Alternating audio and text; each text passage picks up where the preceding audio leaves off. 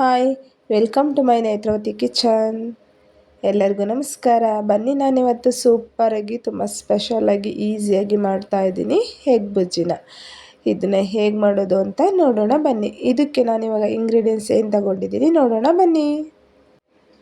ನೋಡಿ, ಇದಕ್ಕೆ ಬೇಕಾಗಿರೋ ಐಟಮು ನಾನೊಂದು 7 ಮೊಟ್ಟೆ ತೊಗೊಂಡಿದ್ದೀನಿ, 2 ಹಸಿರು ಮೆಣಸಿನ್ಕಾಯಿ ಚಿಕ್ಕದಾಗಿ ಕಟ್ ಮಾಡಿ ಇಟ್ಕೊಂಡಿದ್ದೀನಿ, 2 ದಪ್ಪದಾದ ಈರುಳ್ಳಿ ಮತ್ತು ಎಣ್ಣೆ, ರುಚಿಗೆ ತಕ್ಕಷ್ಟು ಉಪ್ಪು, ಕೊತ್ತಂಬರಿ ಸೊಪ್ಪು. ಇಷ್ಟೇ ಐಟಮ್ ಬೇಕಾಗಿರೋದು.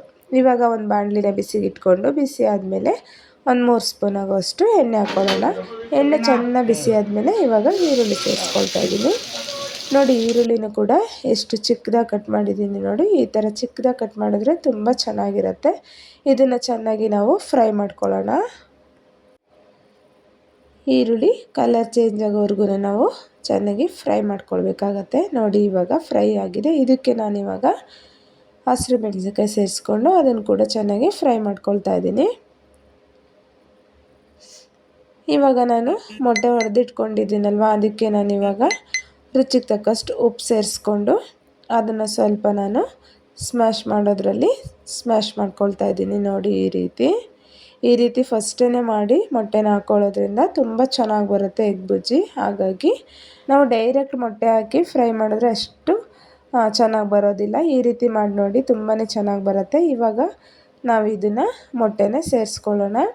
ಇವಾಗ ನಾನು ಕೊತ್ತಂಬರಿ ಸೊಪ್ಪು ಹಾಕ್ಕೊಂಡಿದ್ದೀನಿ ಮೇಲ್ಗಡೆ, ಅದು ಸ್ಕಿಪ್ ಆಗಿದೆ. ನೀವು ಕೊತ್ತಂಬರಿ ಸೊಪ್ಪು ಹಾಕ್ಕೊಂಡು ಅದನ್ನು ಆ ತಕ್ಷಣವೇ ಮಿಕ್ಸ್ ಮಾಡಬಾರ್ದು.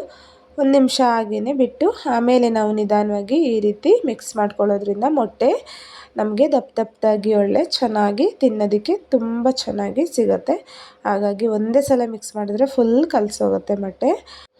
ಅದಕ್ಕೆ 1 ನಿಮಿಷ ಬಿಟ್ಟು ಆಮೇಲೆ ಮೊಟ್ಟೆ ಫ್ರೈ ಮಾಡಿದ್ರೆ ಈ ರೀತಿ ನಮಗೆ ಮೊಟ್ಟೆ ಅನ್ನೋದು ಚೆನ್ನಾಗಿ ಸಿಗುತ್ತೆ ತಿನ್ನೋದಕ್ಕೆ. ನೋಡಿ, ಟೇಸ್ಟಿಯಾಗಿರೋ ಎಗ್ ಬುಜ್ಜಿ ರೆಡಿ ಆಯಿತು. ಇದು ರೈಸ್ ಸಾಂಬಾರ್ ಜೊತೆ ಸೈಡ್ಗೆ ತಿನ್ನೋದಕ್ಕೆ ಮತ್ತು ಚಪಾತಿ ಜೊತೆ ಸೂಪರ್ ಕಾಂಬಿನೇಷನ್ ಕೊಡುತ್ತೆ.